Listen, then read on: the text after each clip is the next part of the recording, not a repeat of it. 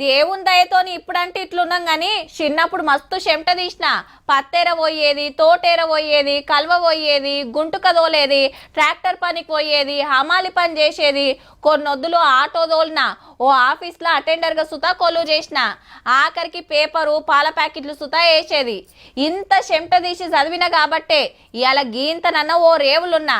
ఇగో ఇట్లనే చెప్తుంటారు, టైం వచ్చినప్పుడు అవన్నీ యాడ్ చేసుకోవాలి కదా. ఇగో గిట్లా పాలమ్మ పాలు సిక్కటి పాలు అని అమ్ముతున్నట్టే ఉన్నది పోర్రి. మల్లారెడ్డి సారే పాలమ్మి పూలమ్మి కాలేజీలు షాపింగ్ మాల్ పెట్టిన పాత మంత్రి సార్కు పాత రోజులు యాదికొచ్చినట్టున్నాయి. హైదరాబాద్ బోడుప్పల్లో కార్యానికి పోయేస్తుంటే ఇట్లా స్కూటర్ మీద అన్న పాల క్యాన్ తీసుకుపోతుంటే ఆపి సార్ ఎక్కిండు బండి. మెడలున్న షాలు అన్నకేస్తే చిన్న మురిపం కాదు. అటెన్క ఫోటోకు పోజ్ ఇచ్చి నమస్తే చెప్పి వెళ్ళిపోయిండు. మల్లన్న పాలమ్మినప్పుడు మనం చూడలే కాబట్టి ఇట్లా చూపించిండు అన్నట్టు. అంత మంచిగానే ఉన్నది కానీ పాల దందాతోటే ఇంజనీరింగ్ కాలేజీలు మెడికల్ కాలేజీలు పెట్టి పార్లమెంట్ కు పోయి అటెన్క స్టేట్ మంత్రి అయ్యే లెవెల్ కి ఎదిగిన సీక్రెట్ ఏందో ఈ నగ్గిన చెప్పన్నా నీకేం పోటీ రాడు గాని.